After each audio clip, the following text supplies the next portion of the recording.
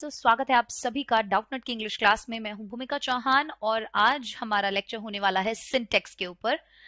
इस टॉपिक के आपने और बहुत सारे नाम सुने होंगे। फॉर एग्जाम्पल आपके सामने नाम आया होगा सब्जेक्ट वर्ब अग्रीमेंट। ठीक है, एक नाम आपने सुना होगा सब्जेक्ट वर्ब अग्रीमेंट। तो कुछ बच्चों के कोर्स में जो नाम दिए होते हैं वो ये वाला दिया होता है, कुछ बच्चों के कोर्स में जो नाम दिया होता है वो सिंटेक्स दिया होता है, कुछ बच्चों के कोर्स में नाम दिया होता है सब्जेक्ट वर्ब कॉनकर्ड। तो डरना नहीं है बिल्कुल भी कि तुम ऐसे सोचो कि यार मैम आपने तो सिंटेक्स पढ़ाया है, सब्जेक्ट वर्ब कॉनकॉर्ड क्या होता है या सब्जेक्ट वर्ब अग्रीमेंट क्या होता है, ये वाली टेंशन आप लोगों को बिल्कुल नहीं लेनी है क्योंकि ये तीनों सेम ही टॉपिक है। अब ये जो टॉपिक है ये स्पोकन इंग्लिश के पॉइंट ऑफ व्यू से भी बहुत इंपॉर्टेंट है और वैसे भी एग्जाम पॉइंट ऑफ व्यू से भी इंपॉर्टेंट है, साथ ही साथ बहुत मार्क्स गेनिंग भी होता है। याद करने का बहुत ज्यादा है। ठीक है, इसके अंदर रूल्स ही रूल्स है जो आपको केवल याद ही याद करने होंगे और जितने क्वेश्चंस निकालोगे उन रूल्स से रिलेटेड उतनी ही बढ़िया प्रैक्टिस होगी, उतने ही रूल्स ज्यादा याद रहेंगे और उतने ही अच्छे से क्वेश्चन कर पाओगे। और एग्जाम में जब भी सिंटेक्स से रिलेटेड क्वेश्चन आता है सबसे इजीली मार्क्स गेन कर सकते हो, सबसे कम टाइम लगता है आपको इसके क्वेश्चन को सॉल्व करने में, क्योंकि अगर आपको रूल्स याद है अच्छे से तुरंत आप टिक मार्क लगाओगे, अपना आंसर लिखोगे एंड काम खत्म। ठीक है, अब आज है इसका लेक्चर नंबर 1 जिसके अंदर होने वाला है इंट्रोडक्शन। और इंट्रोडक्शन बेसिकली मैं आपको सबसे पहले तो इंट्रोडक्शन ही बताऊंगी, इंट्रोडक्शन वाला ही चैप्टर होता है, पार्ट होता है, मतलब लेक्चर नंबर 1 जो होता है। लेकिन साथ ही साथ मैं आपको कंप्लीट रूल्स ऑफ सिंटेक्स, आपके एग्जाम में जो रूल्स पूछे जाते हैं वो सारे मैं यहां पर करवा दूंगी। ठीक है, तो उस चीज का टेंशन आपको नहीं लेना है। अब हम सबसे पहले करेंगे रूल्स, जो भी चीजें हैं ठीक है उससे रिलेटेड हम एग्जाम्पल्स देखेंगे कि भाई कौन सा रूल कैसे एग्जाम्पल्स में सेट हो रहा है। ठीक है, प्रॉपर मैंने हर एक रूल यहां पर लिखा हुआ है, उसके एग्जाम्पल्स भी लिखे हुए हैं। जो हमारी नेक्स्ट क्लास होगी ना उसके अंदर फिर हम इससे रिलेटेड कई सारे क्वेश्चन निकाल लेंगे ताकि हमें सारी चीजें बहुत इजीली और बहुत अच्छे से समझ में आ जाए और हमें याद भी रहे। ठीक है, क्लियर है ये बात? चलिए, सो बिना टाइम को वेस्ट किए रूल नंबर 1 पे आ जाते हैं। और रूल नंबर 1 हमारा ये कहता है, अगर हम नाम देखें तो नाम ही क्या है, सब्जेक्ट वर्ब अग्रीमेंट। कहने का मतलब कि यार सब्जेक्ट और वर्ब इन दोनों के बीच में एक अग्रीमेंट होना चाहिए। क्या अग्रीमेंट होना चाहिए? सब्जेक्ट बोलेगा अगर मैं सिंगुलर हूं तो वर्ब तेरे को भी सिंगुलर रहना पड़ेगा। ठीक है, ये एक बहुत इंपॉर्टेंट चीज है कि अगर सब्जेक्ट सिंगुलर है तो वर्ब भी हम सिंगुलर के अकॉर्डिंग ही लगाएंगे और अगर सब्जेक्ट प्लूरल है तो वर्ब भी हम प्लूरल के अकॉर्डिंग ही लगाएंगे। अब इंग्लिश आपको पता है एक बहुत ही चमत्कारी लैंग्वेज है ना, इसमें हर एक रूल हर जगह अप्लाई नहीं होता, एक्सेप्शन से भरा हुआ है। केमिस्ट्री भी नहीं होगी मुझे लगता है उससे ज्यादा एक्सेप्शन इंग्लिश के अंदर है, क्योंकि एक लैंग्वेज है। ठीक है, तो लैंग्वेज हमेशा इवॉल्व होती रहती है, इसका यूज हमेशा चेंज होता रहता है और इसीलिए इसके अंदर बदलाव आते रहते हैं। तो अब जब मैंने ये बोला कि यार सब्जेक्ट सिंगुलर तो वर्ब भी सिंगुलर, सब्जेक्ट प्लूरल तो वर्ब भी प्लूरल, पर बहुत सारे केसेस ऐसे आपको दिखेंगे जहां आपको सब्जेक्ट तो सिंगुलर लगेगा लेकिन वर्ब आपको प्लूरल दिख रही होगी। तो ये कुछ केसेस ऐसे होते हैं, या फिर मैं बोलूं कि कुछ सब्जेक्ट आपको दिखने में प्लूरल लगेंगे लेकिन उनके साथ वर्ब सिंगुलर लगेगी, या कुछ हमें दिखने में सिंगुलर लगेंगे लेकिन वर्ब प्लूरल लगेगी। तो कहने का मतलब ये है बेसिकली कि हमें याद करने होंगे वो रूल्स कि कहां कब किसके साथ कौन सी वर्ब लग रही है। ये एक मेन और मेजर रूल है कि यार सब्जेक्ट सिंगुलर तो वर्ब भी सिंगुलर और सब्जेक्ट अगर प्लूरल तो वर्ब भी प्लूरल। अब सब्जेक्ट दिख कैसा रहा है और वो असल में है क्या, उसमें एक डिफरेंस हो सकता है। अब वो कैसा होगा वो मैं अभी आपको आगे आने वाली पूरी अपनी जो आज की जो क्लास होगी इसके अंदर मैं आपको बताने वाली हूँ। ठीक है, तो टेंशन नहीं लेना बिल्कुल भी, अपन सारी चीजें पढ़ेंगे आराम से आसानी से। तो पहला रूल हमने सबसे पहला यही देखा, क्या देखा कि अगर सिंगुलर सब्जेक्ट है तो उसके साथ हम सिंगुलर वर्ब लगाएंगे और अगर प्लूरल सब्जेक्ट है तो उसके साथ हम प्लूरल वर्ब का इस्तेमाल करने वाले हैं। तो सब्जेक्ट और वर्ब के बीच में सहमति, एक अग्रीमेंट है ना, एक समझौता हम बोले तो होना बहुत जरूरी है। चलो अब हमने मैंने आपको बाकी के टॉपिक्स पढ़ाए, फॉर एग्जाम्पल मैंने आपको टेंस पढ़ाया या कुछ और पढ़ाया, मैंने आपको ये बताया था, और अगर नहीं पता तो अभी वापस बता देती हूं, कि वर्ब की जो फर्स्ट फॉर्म होती है वो हमेशा प्लूरल फॉर्म होती है। कैसे? For example play, go, come, dance, swim, ये सब क्या है? ये प्लूरल फॉर्म है।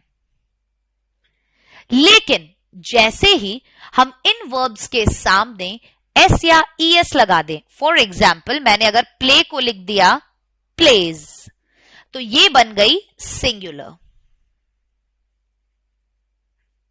मैंने गो को लिख दिया गोज, मैंने कम को लिख दिया कम्स, मैंने डांस को लिख दिया डांसेस, मैंने स्विम को लिख दिया स्विम्स। तो ये जो सारी फॉर्म बन गई है, ये आपकी बन गई है प्लूरल में, सिंगुलर में। और जो बेसिक रूट फॉर्म थी वर्ब की, जो फर्स्ट फॉर्म थी, वो क्या थी? सिंगुलर थी। तो यदि नाउन में हम एस या ईएस जोड़ा जाता है तो वो प्लूरल बन जाता है, और यदि वर्ब में एस या ईएस जोड़ते हैं तो वो सिंगुलर बन जाता है।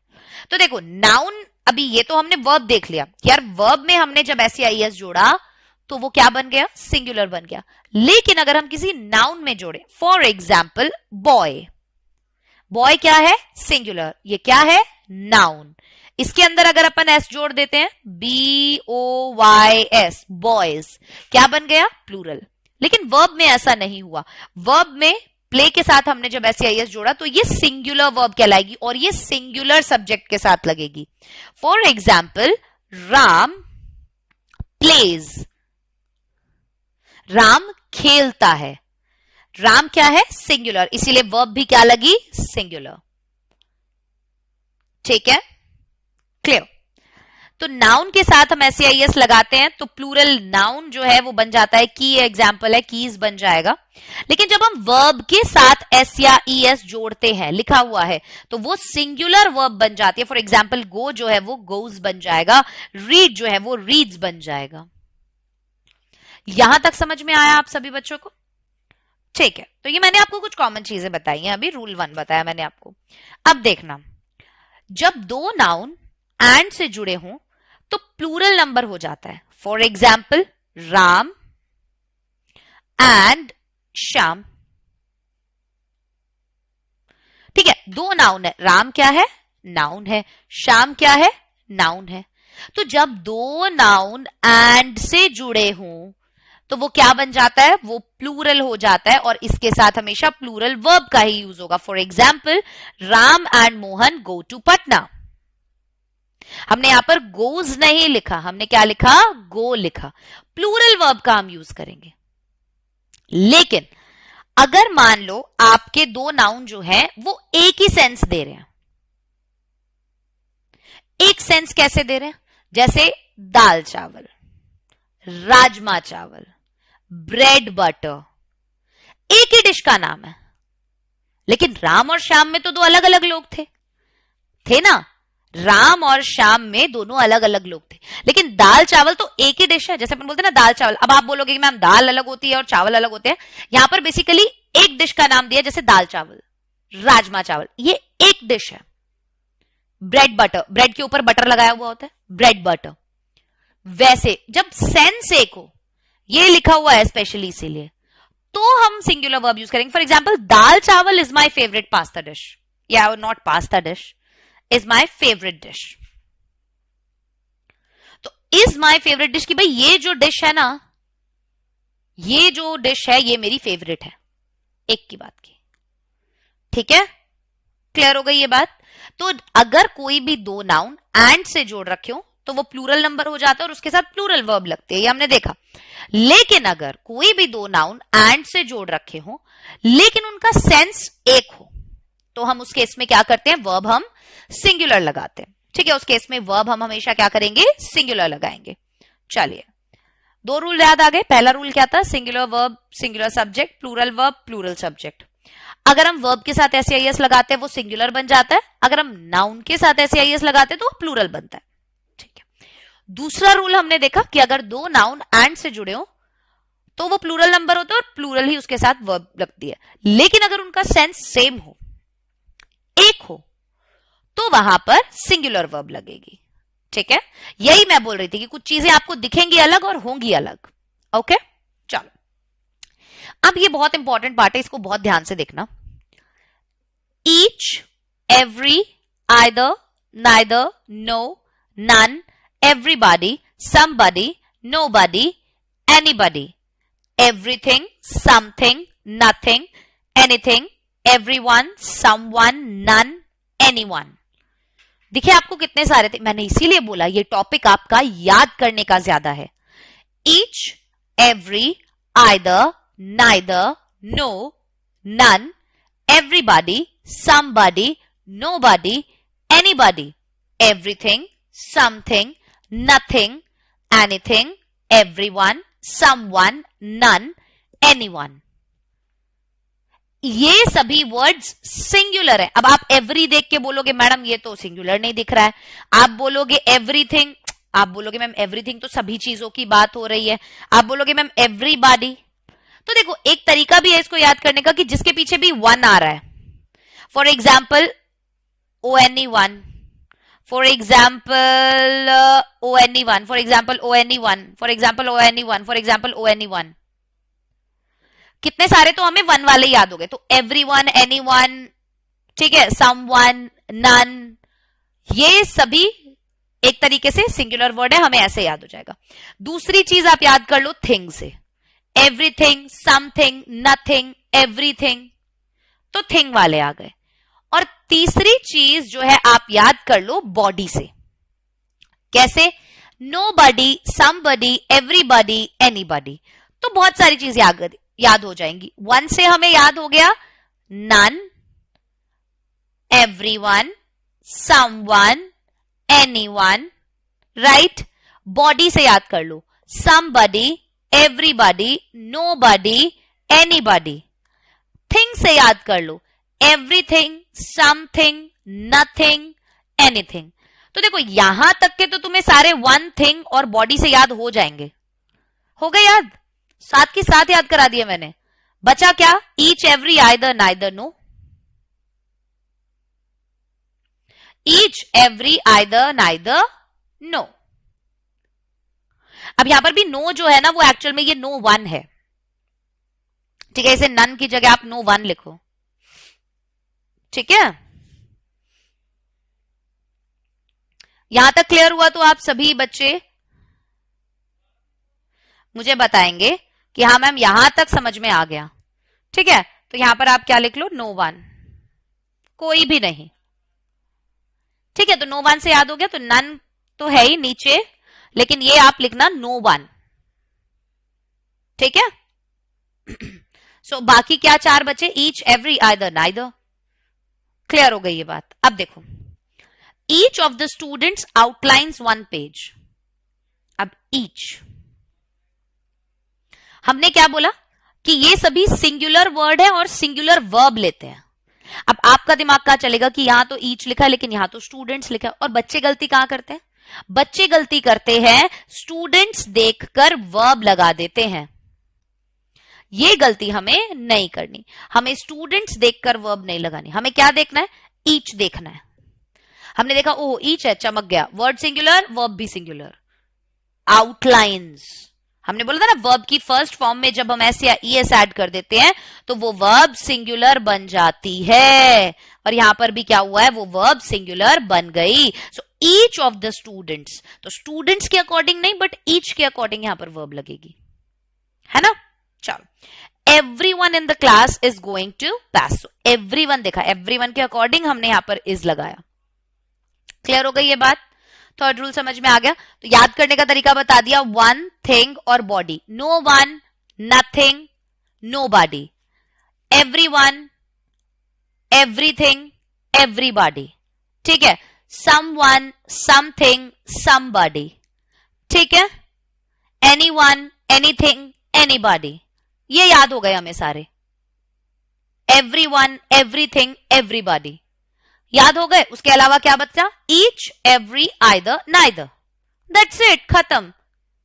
ये सभी वर्ड्स याद रखने हैं सिंगुलर हैं और ये अपने साथ सिंगुलर वर्ब ही लेते हैं।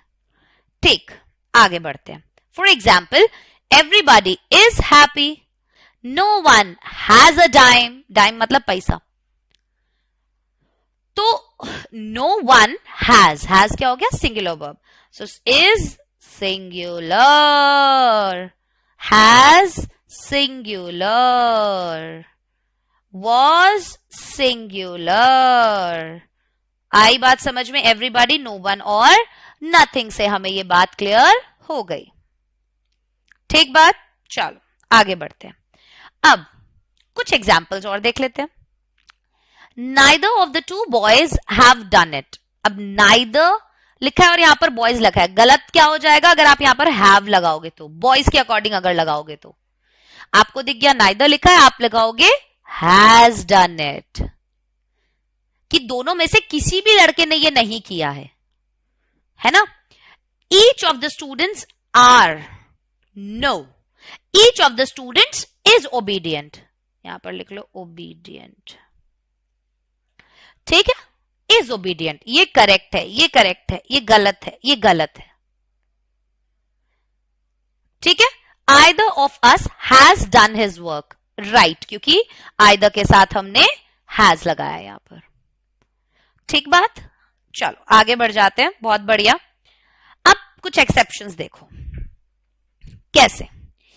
जब नन यूज किया जाता है, countable nouns both singular and plural verbs are correct. जब भी नन यूज किया जाए काउंटेबल नाउन के साथ, कैसे?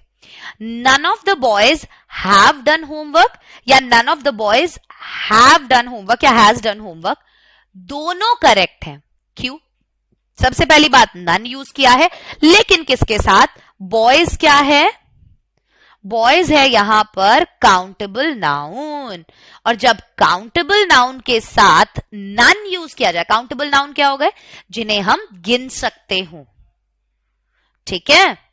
जिन्हें हम गिन सकते हो। तो none of the work is completed, ठीक है, work is completed, क्योंकि यहां पर, अब यहां पर केवल is ही क्यों ठीक है और यहां पर are ठीक क्यों नहीं है? क्योंकि वर्क जो है इसे आप काउंट नहीं कर सकते, वर्क को आप काउंट नहीं कर सकते। वर्क क्या है? वर्क है अनकाउंटेबल नाउन है, और अनकाउंटेबल नाउन के साथ हम नन वाले केस में, ये याद रखना, ऊपर वाले सभी केस में नहीं, नन वाले केस में हम क्या करेंगे? अगर अनकाउंटेबल नाउन के साथ है तो सिंगुलर वर्ब ही लगेगी। ठीक है, यहां तक क्लियर हो गया?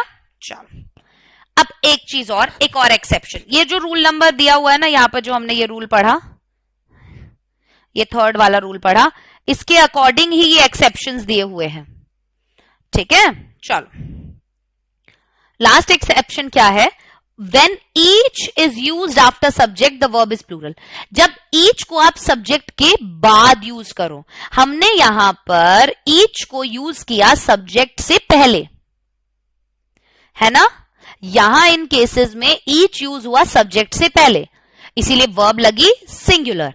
लेकिन अगर आप each को सब्जेक्ट के बाद यूज करो, जैसे यहां पर we each have, we क्या है? सब्जेक्ट है, और आपने each क्या किया? यहां पर सब्जेक्ट के बाद में इस्तेमाल किया, तो यहां पर क्या होगा? प्लूरल वर्ब लगेगी।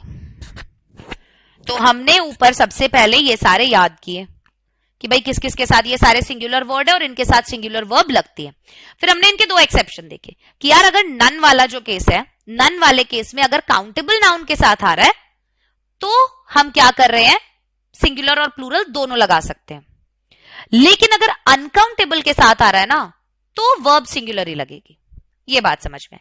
दूसरा हमने ईच का एक्सेप्शन देखा कि अगर ईच सब्जेक्ट से पहले आ रहा है तो वर्ब सिंगुलर लगेगी, अगर वो सब्जेक्ट के बाद आ रहा है तो वर्ब प्लूरल लगेगी। ठीक है, बहुत इजी, बस चीजें इसमें आपको याद करनी है। बहुत ही बढ़िया, आगे बढ़ जाते हैं। रूल नंबर 4 की तरफ चलते हैं, और रूल नंबर 4 कहता है यदि दो सब्जेक्ट को as well as, with, along with, together with, and not, in addition to, but, beside, except, rather than, accompanied by, like, unlike, no less than, nothing but. है ना? कितने सारे हैं? As well as, with, along with, together with. तो अपन इनको बांट लेते हैं. अपन with वाले एक साथ लिख लेते हैं. सबसे पहले हो गया हमारा with, फिर हो गया हमारा along with, फिर हो गया हमारा together with, हो गया, 3 ये हो गया. फिर अगर हम देखें तो हम बांट सकते हैं लाइक और अनलाइक. एक हो गया हमारा लाइक, एक हो गया हमारा अनलाइक. दो के पार्ट में याद कर लेंगे ना कि लाइक और अनलाइक. विद वाला याद कर या with, along with, together with. तो विद वाले 3 याद हो गए, लाइक अनलाइक 5 तो याद हो ही गए. ठीक है. फिर हम याद करते हैं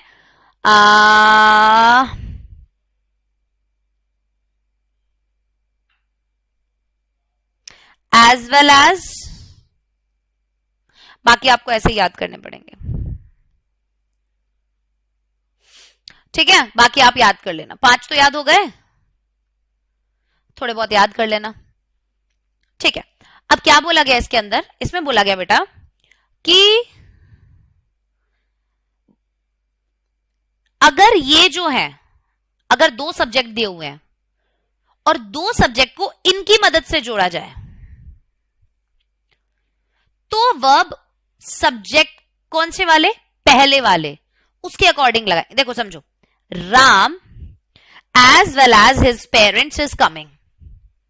राम और साथ ही साथ उसके पेरेंट्स आ रहे हैं. अब आप क्या सोचोगे, यार पेरेंट्स एस लगा हुआ है, प्लूरल वर्ब लगा देता हूं. गलत.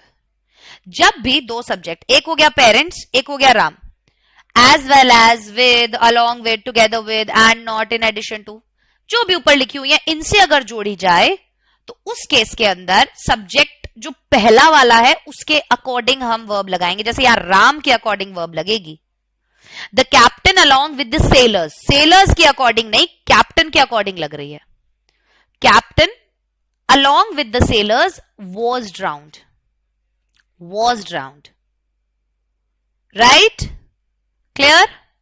चलो, तो जब भी 2 सब्जेक्ट इन सब की मदद से जोड़े गए हो तो वर्ब पहले वाले सब्जेक्ट के अकॉर्डिंग लगेगी. ऊपर लिख देती हूं, वर्ब पहले वाले सब्जेक्ट के अनुसार. ठीक है, क्लियर हो गई ये बात. आगे बढ़ जाते हैं. एग्जाम्पल्स के जरिए हम इसे और करेक्ट तरीके से समझ पाएंगे. तो स्टार्ट करते हैं examples. The director as well as the dancers were honoured by public. अब देखो, the director subject 1, the dancers subject 2. किसके अकॉर्डिंग लगेगी? डायरेक्टर के अकॉर्डिंग. क्यों? क्योंकि एज वेल एज बीच में आ गया है, तो वर नहीं आएगा, क्या आएगा? वॉज आएगा. The director as well as the dancers was honoured by the public, was honoured by the public.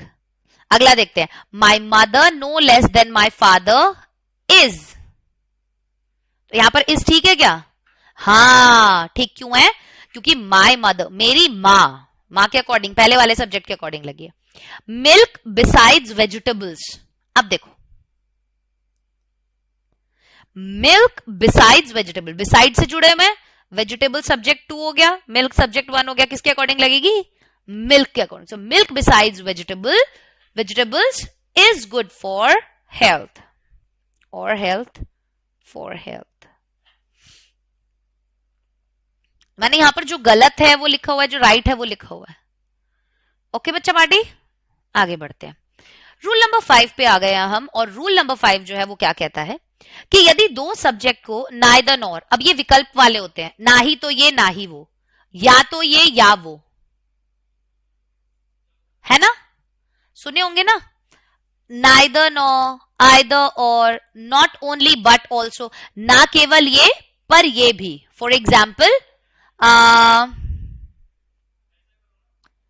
जैसे अगर हम देखें, एग्जाम्पल दिए होंगे यार मैंने यहाँ पे, एकदम से याद भी नहीं आ रहा। हाँ ये वाला देखो, ये नॉट ओनली बट आल्सो वाला देखना कि not only UV but also his teammates was involved in the match fixing. तो इस केस में पता है क्या हो रहा है, पहले वाले केस में तो पहले वाले सब्जेक्ट के अकॉर्डिंग वर्ब लग रही थी, इस केस में नजदीक वाले सब्जेक्ट के अकॉर्डिंग वर्ब लगेगी। तो यार ये क्या सीन है देखना, तो वर्ब नजदीक वाले सब्जेक्ट के अनुसार प्रयोग होना चाहिए। जैसे neither Ram nor Shyam has come, neither Ram nor Shyam has come, Shyam के अकॉर्डिंग हमने हैज लगाया, ठीक है, पास वाले सब्जेक्ट के अकॉर्डिंग। आइदर राम और हिज फ्रेंड्स हैव कम, अब यहां पर ये जो फ्रेंड्स है ये पास वाला है तो इसके अकॉर्डिंग लगेगी। तो बेसिकली कहने का मतलब हो गया कि दूसरे वाले सब्जेक्ट के अकॉर्डिंग, है ना, यही मतलब हुआ कहने का। एग्जाम्पल से समझते हैं, neither of the students nor their guide, ना ही तो स्टूडेंट्स ना ही उनका guide were found present in the common room. तो वर नहीं आएगा ना यहाँ पे, गाइड के अकॉर्डिंग लगेगा, गाइड तो एक ही है, उनका गाइड बंदा तो एक है। So neither the students nor their guide was found present in the common room. तो क्या हुआ, हमने पास वाले मतलब दूसरे वाले सब्जेक्ट के अकॉर्डिंग यहां पर वर्ब को लगाया। सेकंड वाले में भी यही हुआ। तो गलत कैसे हो सकता है और आप उसे सही कैसे लिखेंगे, गलती कहां होती है, ये मैंने अभी आपको समझाया। ओके बच्चे, चलो अब रूल नंबर 6 क्या कहता है। रूल नंबर 6 कहता है यार कुछ नाउन फॉर्म से प्लूरल होते हैं, ठीक है, लेकिन उनके अर्थ में सिंगुलर होते हैं और वो सिंगुलर वर्ब भी लेते हैं, मतलब फॉर्म से एज इन दिखने में।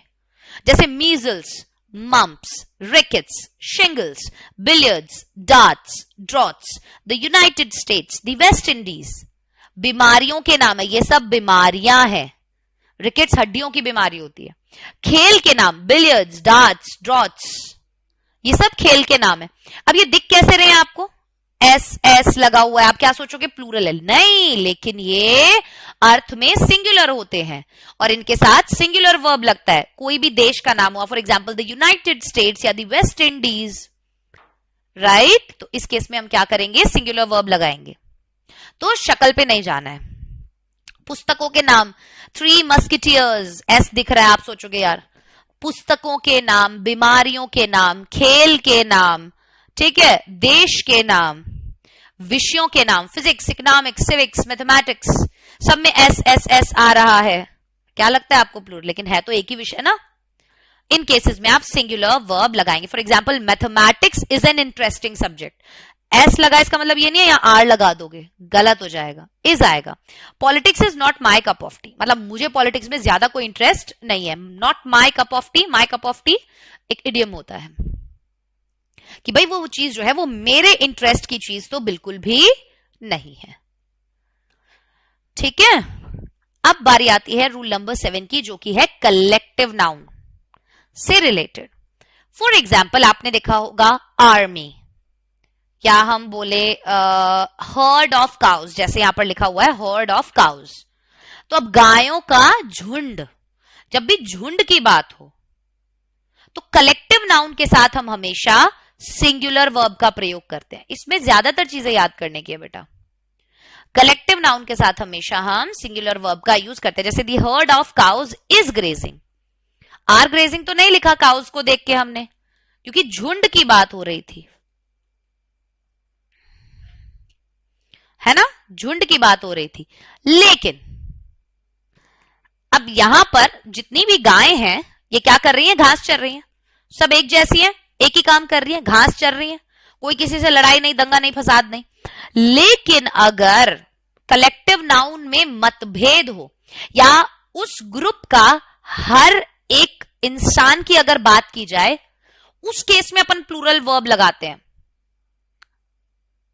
जैसे, और प्लूरली प्रोनाउन में यूज होगा, जैसे द ज्यूरी आर डिवाइडेड। अब डिवाइडेड से हमें पता चल गया कि ओ तेरी भाई साहब, मतलब ज्यूरी के जो मेंबर्स होते हैं, ज्यूरी में क्या होते हैं, काफी सारे मेंबर्स होते हैं, तो डिवाइडेड इन देयर ओपिनियन, मतलब वो सबकी जो राय है, जो ओपिनियन है, वो अलग अलग है ना, मतलब कि मतभेद है। प्रत्येक व्यक्ति सेम पोजीशन पे पोजीशन पे as in same thought process सबका नहीं है और सब लोगों का डिसीजन जो है वो अलग अलग चल रहा है. So the jury are divided. और इसीलिए हमने प्रोनाउन भी प्लूरल यूज किया. यही लिखा था प्लूरल प्रोनाउन यूज होगा. तो are plural verb, their plural pronoun. ये पीपी मतलब प्लूरल प्रोनाउन, पीवी मतलब प्लूरल वर्ब. ठीक है, आया समझ में? बहुत बढ़िया. आगे बढ़ जाते हैं रूल नंबर 8 की तरफ. और 8 नंबर रूल कहता है कि अगर कोई भी रिलेटिव प्रोनाउन है, बहुत ध्यान से सुनना, अगर कोई भी रिलेटिव प्रोनाउन है, for example who, which, that, जो भी होते हैं सारे अपने, अगर ये मदद कर रहे हैं एक सब्जेक्ट को वर्ब से जोड़ने में. कैसे? She is one of the noblest women that have ever lived on this earth. That relative pronoun क्या काम कर रहा है? ये वर्ब को सब्जेक्ट से जोड़ रहा है. She is one of the noblest. वो कौन है? जो भी सबसे नोबल औरतें हैं उनमें से एक है, जो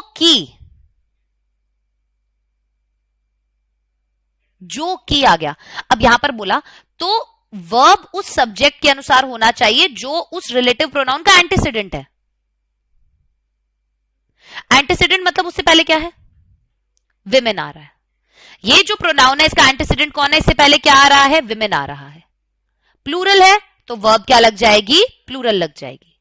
इस वाले में देखना, I am not one of those who.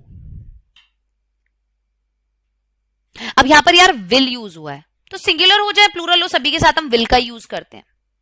Those के अकॉर्डिंग लगेगा यहां का वर्ब. ठीक है, तो जो भी वर्ब लगेगा वो किसके अकॉर्डिंग लगेगा? रिलेटिव प्रोनाउन के एंटीसीडेंट जो उससे पहले दिया हुआ है उसके अकॉर्डिंग. ठीक है, चलो अब हमने ये अभी करा था each, every, everyone, someone, nobody, none, one, any, many. इसमें और ऐड हो गया है, वो है मैनी, मोर देन वन. ठीक है, ये दो और ऐड हो गए हैं, वहां पर मिस कर दिए थे हमने. ए अर्थ में सिंगुलर है और सिंगुलर वर्ब भी इनके साथ यूज होता है. ठीक है, for example each student has come. Each student has come, हर एक बच्चा जो है वो आ गया है. हम वहां पर देख रहे थे ईच ऑफ दी स्टूडेंट्स लिखा था, वो ऑफ दी स्टूडेंट्स लिखा था. यहां पर लिखा है हर बच्चा आ गया, सिंगुलर वर्ब यूज हो रही है. One must tolerate one's friend as well as one's enemy. ठीक है, yes. More than one man was present there. More than one क्या लिखा हुआ है? More than one. यहां पर बात की थी ना मोर देन वन, तो man was present there. Singular लगा है? लगा या नहीं लगा है? ठीक है, चलो अब हाँ, ये वाले रूल में ना अभी समझ में आएगा आपको. अगर हम ईच, एवरीवन इनके बाद ऑफ लगाते हैं, जैसे हम बोल रहे थे ना one of the boys, each of the students, अगर हम इनके बाद बेटा ऑफ लगा रहे हैं, ईच के बाद, एवरीवन के बाद, एवरी के बाद, तो बाद में आने वाला नाउन और प्रोनाउन प्लूरल होता है, लेकिन उसके बाद आने वाला वर्ब और प्रोनाउन सिंगुलर होगा. देखो कैसे, वन ऑफ द बॉयज या वन ऑफ देम अगर बोल रहे हो तो क्या बोला? वन ऑफ के बाद आने वाला नाउन और प्रोनाउन तो प्लूरल होगा. ये तो प्लूरल है, जैसे हमने पिछले वाले एग्जांपल्स में आपने देखा, यहां पर जब हमने ईच की बात की थी तो यहां पर भी देखो कहां गया भाई, ये रहा, ईच ऑफ द स्टूडेंट्स लिखा हुआ था, है ना? आइदर ऑफ अस लिखा हुआ था, neither of the two boys लिखा हुआ था, प्लूरल लिखा हुआ था. तो इनके बाद जब हम ऑफ लगा रहे हैं ना, तो इनके बाद जो भी अपना नाउन या प्रोनाउन आ रहा है वो क्या होगा? वो प्लूरल ही आएगा. तो ये वाली चीज तो प्लूरल आएगी, लेकिन इसके बाद आने वाला वर्ब हमारा सिंगुलर है, हैज. है। लेकिन अगर वन नहीं आ रहा है, फॉर एग्जाम्पल ईच आ रहा है, एवरी आ रहा है, every one, someone, someone more than, ये सब आ रहा है, ये सिंगुलर और उनके साथ सिंगुलर वर्ब लग रहा है, ये तो हमें पता ही है। यहां पर बस ये बताया जा रहा है कि इनके बाद जो नाउन प्रोनाउन आ रहा है वो प्लूरल आएगा, ये इंपॉर्टेंट है। वर्ब तो सिंगुलर ही चल रही है, ठीक है। चलो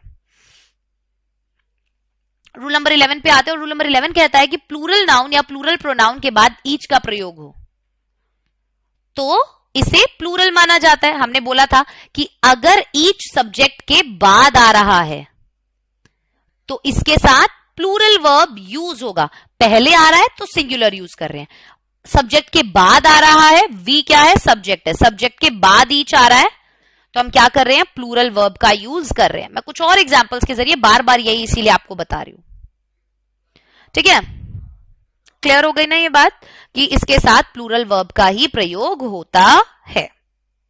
अब ये बहुत ध्यान से सुनना, ठीक है, बहुत ध्यान से सुनोगे समझ में आएगा।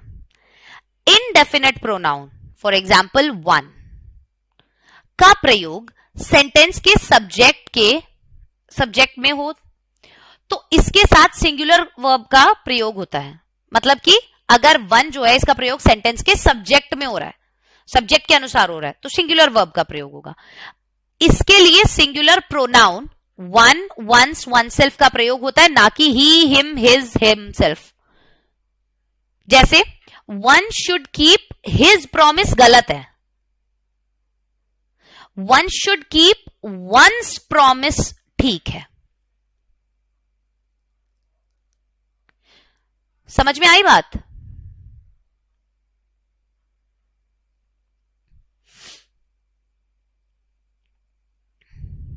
आई बात समझ में?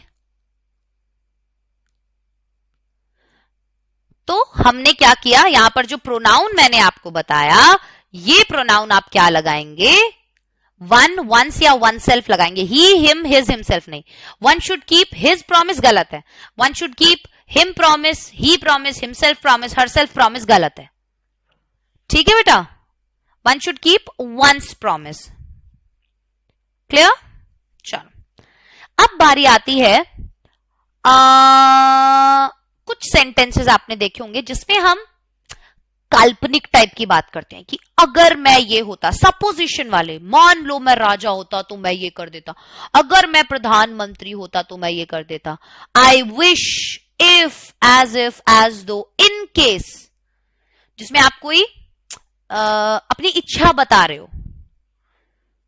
तो हम क्या करते हैं, यहां पर वर का यूज करते हैं। जैसे इन शब्दों के बाद चाहे किसी भी नंबर तथा परसेंट सब्जेक्ट का प्रयोग हो, चाहे कोई भी नंबर हो, मतलब कि सिंगुलर हो, प्लूरल हो, कुछ भी हो, फर्स्ट पर्सन हो, सेकंड पर्सन हो, सब थर्ड पर्सन हो, कुछ भी हो, तो प्लूरल वर्ब वर का ही प्रयोग होगा, ना कि वॉज का। कैसे? देखो, I wish I were a bird, मतलब मेरी इच्छा है काश मैं एक पक्षी होता, were a bird, was a bird नहीं। इफ ही वर रिच, अगर वो अमीर होता, ही वुड हेल्प अदर्स, तो वो दूसरों की मदद करता। आपने देखा हमने वर यूज किया है, ठीक है। So if, as though, suppose, I wish, in case, इन सभी में अपन क्या करेंगे, वर का यूज करेंगे। तो यहां कंफ्यूज नहीं होना कि वॉज लगा रहे हैं, ठीक है। कभी भी ऐसी जगह वर्ड लिखा दिखे तो आप देख लेना कि आई विश लिखा हुआ है, इफ लिखा हुआ है, यहां पर सपोज वाली चीजें आ गई कि सपोज ऐसा होता तो, ठीक है। चलो अब है रूल नंबर 14। वो कहता है कि अ large number of, a great number of का प्रयोग प्लूरल काउंटेबल नाउन के साथ होता है। देखो, a number of, a large number of, a great number of, plural countable noun जिन्हें हम गिन सकते हैं, लेकिन प्लूरल। जैसे स्टूडेंट्स प्लूरल है और काउंटेबल भी है, गिन सकते हो बच्चों को, और स्टूडेंट्स अपने आप में प्लूरल है। तो अ number of, a large number of या अ ग्रेट नंबर ऑफ का प्रयोग प्लूरल काउंटेबल नाउन के साथ होता है और इसके साथ प्लूरल वर्ब भी लगती है। जैसे अ नंबर ऑफ स्टूडेंट्स, तो सबसे पहली बात, इसके अ नंबर ऑफ के बाद जो भी आएगा वो प्लूरल काउंटेबल नाउन आएगा, और जो वर्ब लगेगी वो भी प्लूरल ही लगेगी, ठीक है। जो वर्ब लगेगी वो भी प्लूरल ही लगेगी। क्लियर हो गई ये बात? चलो, लेकिन आ गया लेकिन तो हर जगह अड़ेगा ना, कैसे? लेकिन दी नंबर ऑफ, देखो यहां पर दी नहीं था कहीं भी, अ था, अ था, अ था, a large number of, a number of, a great number of, a लिखा हुआ है तीनों जगह।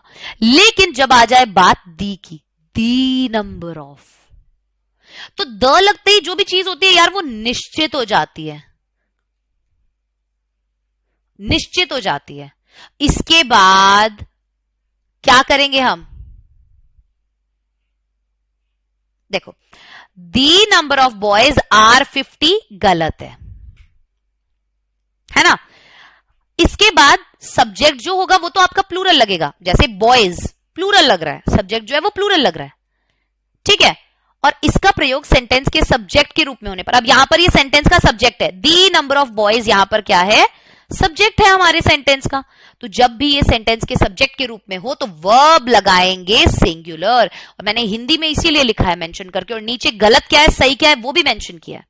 आप लोग जब इसे वापस से पढ़ेंगे, रीड करेंगे, आपको और बेटर तरीके से ये समझ में आ जाएगा, ठीक है? तो नंबर ऑफ बॉयज, बॉयज क्यों लगाया हमने? प्लूरल लगेगा क्योंकि दी लग गया, वो कोई दिक्कत नहीं है, ठीक है? यहां पर भी हमने देखा अ नंबर ऑफ स्टूडेंट्स, ये प्लूरल ही लग रहा है, लेकिन यहाँ पे अ नंबर ऑफ था और यहाँ पर वर्ब भी प्लूरल लग रही थी, लेकिन यहाँ पे दी आते ही वर्ब हमारी सिंगुलर हो गई क्योंकि निश्चित बात की जा रही है। जैसे हम कह रहे थे ना कि the herd of cows is grazing, not are grazing, वैसे यहां पर भी तो झुंड हो रही है। द नंबर ऑफ बॉयज, भाई जितने भी नंबर है लड़कों के वो 50 है, तो 50 लड़कों की बात हो रही है ना, सिंगुलर, ठीक है? अब ये सारे आपको याद करने हैं। Furniture, advice, work, evidence, equipment, news, information, luggage, baggage, percentage, poetry, knowledge, dirt, dust, traffic, electricity, music, breakage, stationery, scenery, confectionery, pottery, bakery, etcetera, ये सब क्या है? इनका प्रयोग हम अनकाउंटेबल नाउन की तरह करते हैं। फर्नीचर को गिन सकते हो क्या? नहीं। एडवाइस, सलाह गिन सकते हो क्या? नहीं। वर्क, काम गिन सकते हो क्या? नहीं। एविडेंस गिन सकते हो? नहीं। इक्विपमेंट गिन सकते हो? नहीं। न्यूज गिन सकते हो? नहीं। इंफॉर्मेशन, नहीं, कुछ नहीं गिन सकते। क्या है ये? अनकाउंटेबल नाउन है, और इसीलिए इनके साथ सिंगुलर वर्ब लगता है, ठीक है? जैसे the scenery of Kashmir has enchanted, scenery लग गया था तो हैज आएगा। I passed by the percentage of marks, marks के अकॉर्डिंग नहीं, परसेंटेज के अकॉर्डिंग। परसेंटेज लिखा है क्या मैंने यहां पे? देखो देखो देखो, लिखा है परसेंटेज, है ना? अनकाउंटेबल नाउन और इनके साथ वर्ब सिंगुलर लग रही है, तो वॉज आ गया, आ गया? क्लियर हो गई ये बात यहां तक? बहुत बढ़िया। अगले रूल पे चलते हैं। कुछ नाउन्स का प्रयोग हमेशा प्लूरल फॉर्म में ही होता है, ठीक है? और इन नाउन के अंत में लगे एस को हटाकर इन्हें सिंगुलर नहीं बनाया जा सकता। कुछ नाउन्स ऐसे होते हैं, फॉर एग्जाम्पल जैसे बॉयज है, तो अगर बॉयज में से हम एस हटा दें, बॉय बन गया, तो ये सिंगुलर बन गया। इसे प्लूरल बनाना है, इसमें एस लगा दो। लेकिन कुछ नाउन ऐसे होते हैं बेटा कि हम इनके पीछे से एस हटाकर इन्हें सिंगुलर नहीं बना सकते। ये दिखने में भी प्लूरल लगते हैं और इनके साथ वर्ब भी प्लूरल ही होता है। ये वाले नाउन कौन से हैं? सिजर्स। अब क्या है? दिखने में कैसा है? प्लूरल है। हमने यही बोला कि प्लूरल फॉर्म में होते हैं। हम अगर इसके आगे से एस हटा दे, सिजर्स के आगे से हेड हटा दे, सिजर बोल दे, गलत है। सिजर नहीं बोलोगे, स्पेक्टिकल नहीं बोलोगे, गॉगल नहीं बोलोगे, गॉगल्स होता है, स्पेक्टिकल्स होता है, बाइनोकुलर्स होता है, sunglass, arms, amends, scissors, tongs, pliers, pincers, bellows, trousers, pants, pyjama, shorts, इनके आगे से एस हटाकर आप इन्हें सिंगुलर नहीं बना सकते। इनका फॉर्म प्लूरल होता है, दिखने में प्लूरल लगते हैं और इनके साथ हम प्लूरल ही यूज करेंगे। जैसे आगे भी लिखे हुए हैं, बहुत सारे हैं, जितने मुझसे कवर हुए मैं यहां पर लिखकर ले आई आपके लिए, ठीक है? For example, where are my pants, मेरी पैंट्स कहां है? आर। जो भी चीज दो हो, जैसे पैंट है, पैंट में दो पैर होते हैं, जिसकी अगर एक सिरा काट दो तो दूसरा किसी काम का ना हो। अगर पैंट आप एक साइड से फाड़ दो, एक टांग पहनोगे क्या? नहीं पहनोगे ना। एक जूता गायब हो जाए, एक जूता पहन के जाओगे क्या? नहीं। कुछ चीजें जोड़े में ही होती हैं, ठीक है? Arms were given to the beggars. Clear हो गई ये बात? चलिए आ जाते हैं रूल नंबर 17 पे, और वो है कि कुछ नाउन्स दिखने में सिंगुलर लगते हैं लेकिन इनका प्रयोग हमेशा प्लूरल में होता है। दिखने में singular, cattle, cavalry, infantry, poultry, peasantry, children, gentry, police, people. So police, people, children, gentry, peasantry, क्या है ये? दिखने में कैसे लग रहे हैं? सिंगुलर लग रहे हैं, एस वगैरह कुछ नहीं लगा हुआ, लेकिन इनका प्रयोग हमेशा प्लूरल के फॉर्म में होता है। ठीक है, हम इनका प्लूरल नहीं बना सकते, कैटल के आगे एस नहीं लगा सकते, कैटल्स गलत हो जाएगा, चिल्ड्रंस गलत हो जाएगा। ठीक है, तो इस केस में हम क्या कर रहे हैं? इस केस के अंदर हम प्लूरल वर्ब का यूज कर रहे हैं। Cattle are grazing in the field, police have arrested the thieves. Plural verb use करें, दिखने में सिंगुलर लग रही है और इनके आगे हम एस लगा के इन्हें प्लूरल नहीं बना सकते। ठीक है, चलो। सो ये हमने कुछ और देखे, जैसे हम मैनी वाले अगर एग्जांपल्स देखें तो मैनी या मैनी एन या more than one should be followed by a singular noun and singular verb. जैसे many an accidents have recently taken place, गलत, सिंगुलर लगाना है, हैव नहीं आएगा, हैज आएगा। So in case of many, many वाले case में both verb and noun should be plural. Verb भी हैज और नाउन भी। एक्सीडेंट लिखा, एक्सीडेंट्स नहीं बोला, जैसे हम ईच वाले में थे ना, each of the boys, each of the girls, each of the students, वहां पर हम क्या यूज कर रहे थे? जो सब्जेक्ट यूज कर रहे थे, प्लूरल यूज कर रहे थे।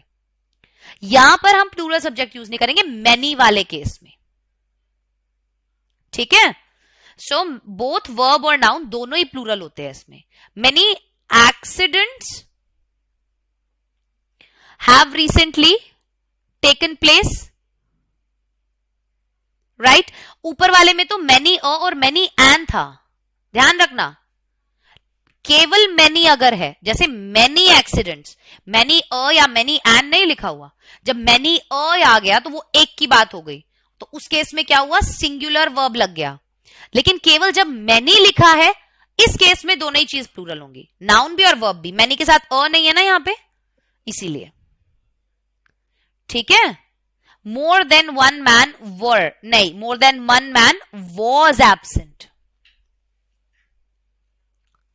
ठीक है, क्लियर हो गई ये बात? चलिए क्विज खेल लेते हैं फटाफट से और फिर आज की क्लास को यहीं पर समाप्त करते हैं। क्विज का पहला क्वेश्चन आपके सामने ये रहा, the teacher blank space completed this chapter.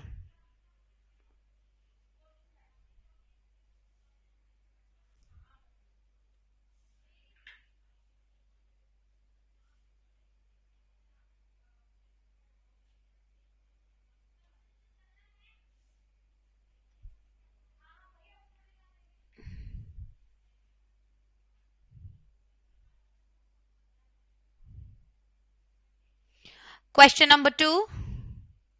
Ram and Shyam has, are या had business partners.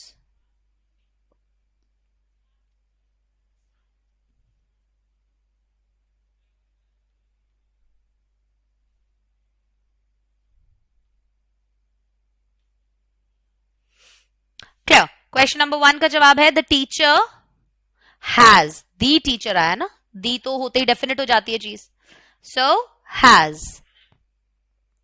Next one, Ram and Shyam are, plural हो जाएगा, दो की बात हो रही है, प्लूरल वर्ब लगेगा, दो नाउन एंड से जुड़े हुए हैं। ऐसे ही मैंने कुछ क्वेश्चंस दिए आपको करने के लिए होमवर्क में, ठीक है, आप उन क्वेश्चंस को जरूर करिएगा। 5 क्वेश्चंस मैंने यहाँ पर दिए हैं, तो कोई गलती करने की मतलब कोशिश करना ना हो। और अगली क्लास के अंदर हम इससे रिलेटेड काफी सारे क्वेश्चंस जो हैं वो निकालेंगे, ठीक है, ताकि हमारी प्रैक्टिस और भी ज्यादा शानदार हो सके। सो बाय गाइस, टेक केयर, अपना ध्यान रखें, डाउटनेट के साथ ऐसे ही जुड़े रहें क्योंकि अब पढ़ना हुआ आसान।